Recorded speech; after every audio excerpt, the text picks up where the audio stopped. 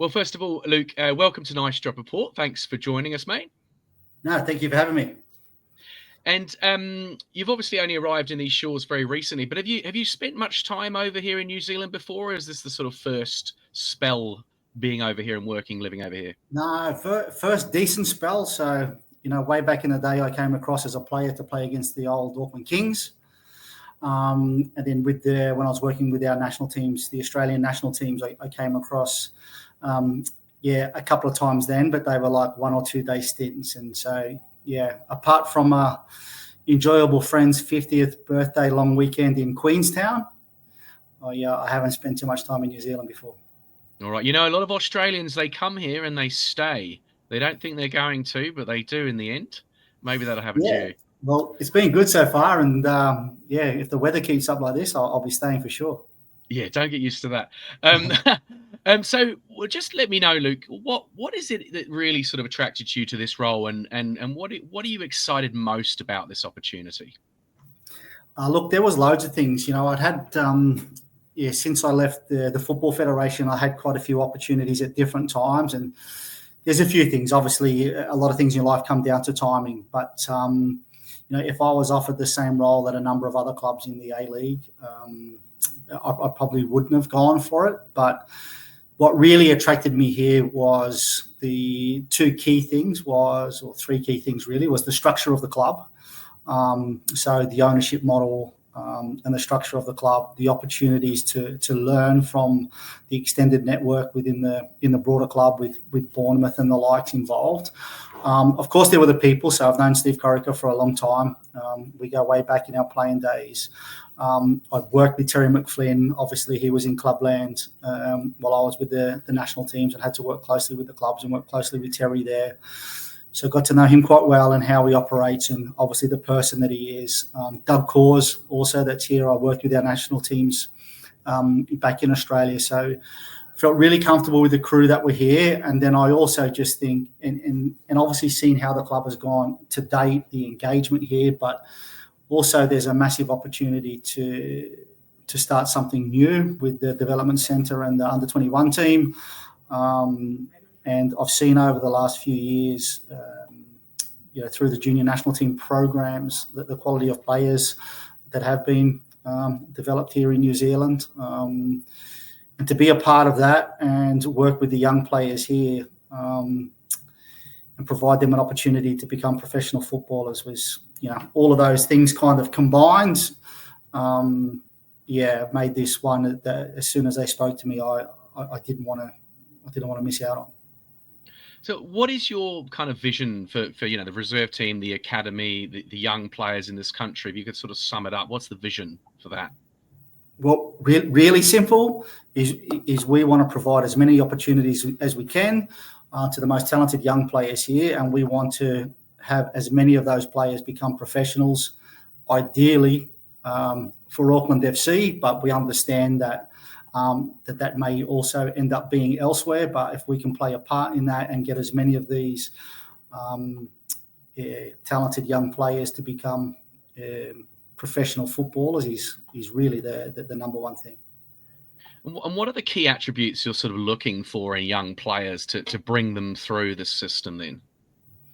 Look, there's loads of things. We always talk about sort of the key elements, the physical, the technical, the tactical, and then the personality.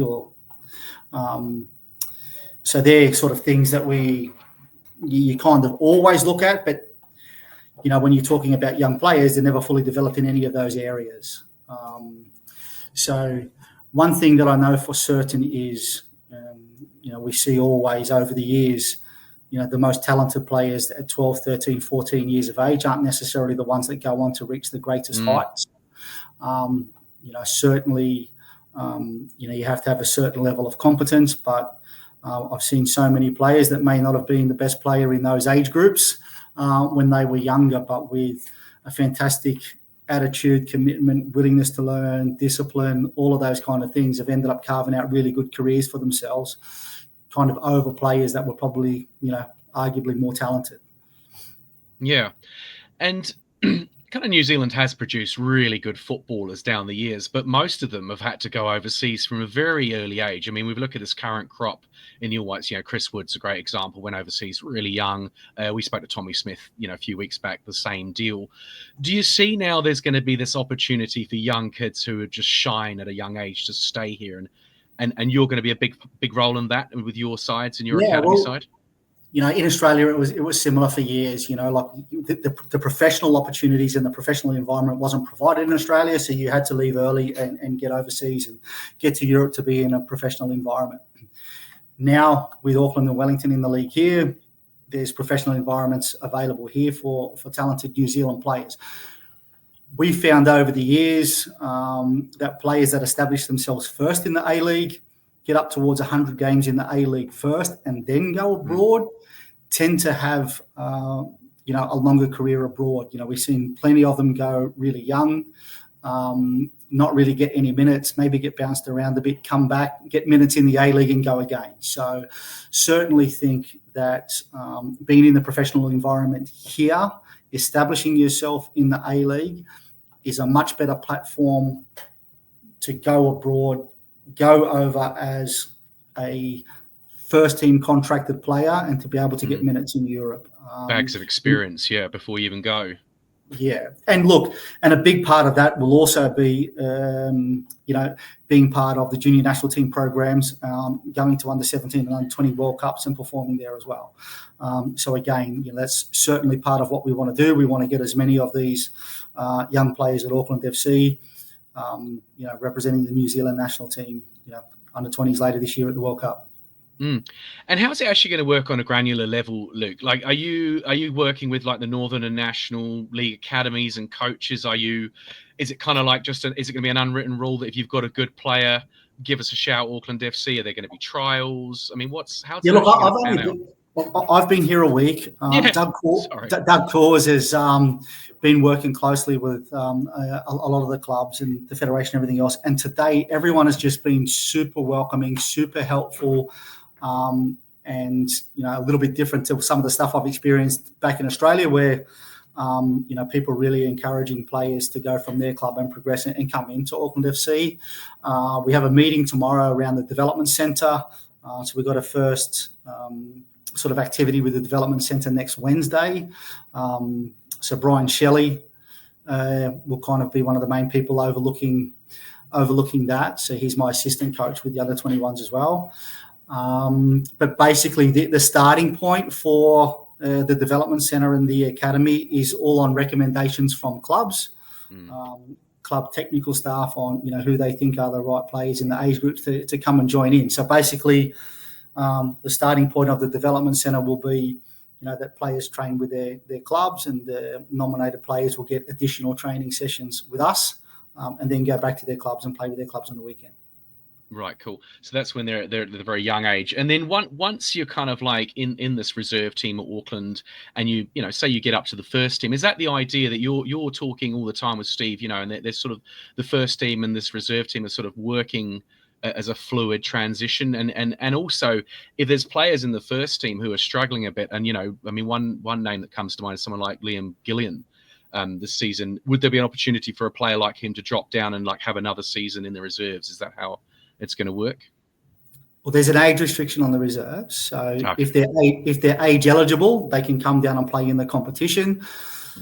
Obviously we've got some pre-season friendly games coming up for the reserves, and so there will be, an opportunity for A-League players who aren't getting minutes to, come and get minutes in those practice games that we have, so that they're,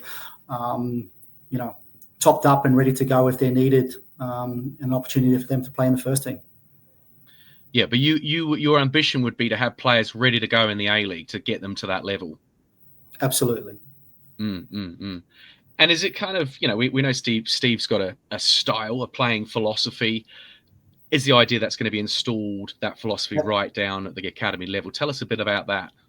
Absolutely. It makes no sense that everything that we do has to be vertically integrated. It makes no sense to develop players to play a certain way in the juniors if our senior team doesn't play that way. It just makes no sense. So, again, been here only a few days, but there's been a lot of work done on, our philosophy and our playing style.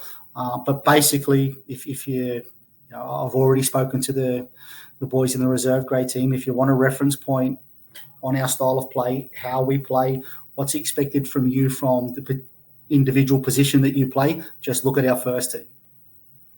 Yeah, and the idea is if you're left wing, you look at how the winger plays, right? And you want to sort of replicate that. Although we don't want players to be robotic. I guess I'm probably more still talking teaching about adaptability in there, eh? No, you're more talking about, you know, in a lot of that cases, your structures without the ball. You know, but even still, like with the ball, you look at the first team. You know, when we get into the opposition half and we have counter-attack situations and 1v1 situations, you know, the first team players are encouraged to express themselves. And, you know, Guillermo decided that he'll have a strike from 30 yards against Western. And, you know, it paid dividends. So there certainly won't be handcuffs on players in the attacking third, but, you know, always in training and throughout what we do, we're always working on our key principles of play. And then, of course, you have players that have that individual ability and, you know, to break games up. I think those players are becoming more and more important as every team is becoming more well-organised, more disciplined, more structured, more physically capable. Then those players who do have the ability to break open defences and break up games, I think are just going to become more and more important in the game, and absolutely we want to encourage that. Hey, here's a question. Is it just going to be looking at the sort of Auckland region as a catchment area, or is it going to be, you know, further afield in New Zealand and even over to Australia? Would we kind of like have some networks in Australia? Because of course some Kiwis have gone over to the A-Leagues at a young age and joined academies and you know, youth setups over there. Yeah. Is that in any sort of thinking? Auckland FC, you know, we might win this A-League this year, and therefore we're a big catch for Aussie's most talented as well. Is that kind of come across your radar, or we're keeping local? For my space, the under-21s and the development centre, we're only focused on New Zealand players, on Kiwi players. Of course, initially it's the Auckland area and northeast. Not that I've been in, you know, any detailed discussions about we're only in these areas, but obviously the initial focus is around there. But you know, if Wellington Phoenix aren't interested in a talented player, then we'll happily bring them up. We'll happily bring them up here. But wondering where the boundary is. You know, it's quite a long way between Wellington and Auckland.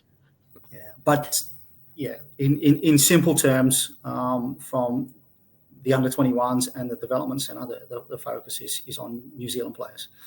We're not looking to bring in players from Australia. Great. Okay, I just want to talk to you a little bit about, you know, your connection with Steve Corica. You know, you understand you roomed together as teenagers when you won the NSL together at Marconi. Is that right? So you guys go back a long way. Yeah, so Steve grew up in far north Queensland and from a very young age went into the Australian Institute of Sport program down in Canberra. Myself and Mark Schwarzer, we sort of grew up in the same kind of semi-rural area on the outside of Sydney, and we kind of all came into the first team at Marconi at a similar time at around 17 years of age. And because of where we were from, Marconi actually, camped us in a house together. So the three of us, myself, Steve, and Mark Schwarzer, were living together when we were about 17 years of age. And we've just, all three of us have stayed great friends ever since, and always been connected. Obviously, we went on our different paths and lived in different parts of the world and everything else, and went for years where we didn't see each other, but always remained connected. So we've kind of known each other for a while. And so it was a big pull in taking the job, Steve, for you. Yeah, absolutely. Like I said, it was a combination of everything. Like Steve was a big factor, of course, but the other people here as well, Terry, Dougie, and also the structure of the club. If I was to give an example, I've seen another A-League club where they have a very coach-centric model. And I know two guys that I've worked with that have been offered a similar role to this at the club, and they've gone over there on a full-time contract or gone to that club, but then the head coach changed, and the head coach makes the decisions on everything all the way down through the academy. So, you know, their role there didn't last 6 months, and new coach came in and a whole new crew of people came in, and then the same thing happened again. So, having discussions with Terry McLean and the likes around, and Nick Kerber, around the structure of the club and the setup of the club, then obviously Steve was a massive influence in me coming here, but there was a number of factors. And that's why I'm here. And just lastly, really, you've not been here long, but what have your first impressions been? I mean, it's kind of almost unusual to come into a team that's doing so well. I imagine, it's not often you join when a team's, the club's 5 points clear. The whole city's gripped by the sporting new thing we've all got. Like, how is it inside the camp? Probably the two things that have stood out the most is the humility of the group. Really impressive, like just a really good group, a really solid bond within the group, and a really humble group. But the other thing is, the work ethic of the group has been as good as I've ever seen. And so you're second assistant as well. So you're totally involved in the A-League games from here as well in the matches. Yeah, so look, it depends on the time of the year. So at the moment, we have nice early training sessions with the young boys, because we have some that still go to school and the like. So, I'm up bright and early and at the training session with the under 21s, and then I race across to the A-League training, and I'm involved as the second assistant with the A-League trainings. And then, when we play at home, I'll be involved on match day. But when the team travels, I'll be here, obviously, coaching the under 21s, and if any of the A-League players aren't in the travelling squad, then they join us for additional top-up training. Great. And from here, there's for the reserves, if you like, there's a bunch of friendlies, and we join the New Zealand League later on in the year, right? Yeah, that's right. So we have our first competition game in the NRF on the 22nd of March, and we actually have our first practice game this Sunday. Wow, straight into it. Nice. Yeah, looking forward to it. Lovely. Yeah. Well, we're looking forward to having you part of the club, Luke, and welcome again to Auckland, and good luck. Yeah, thank you so much. I really appreciate it. Everyone here has been super welcoming. So, for me, I've been, in different roles throughout the years. I've spent time on the corporate side of football and in the corporate world. But when you're just working football every day, I'm the happiest man in the world. That's the dream, right? To get back on the training pitch. Yeah. Lovely. All right. Absolutely. Thank you very much. Thank you. All right. Thank you.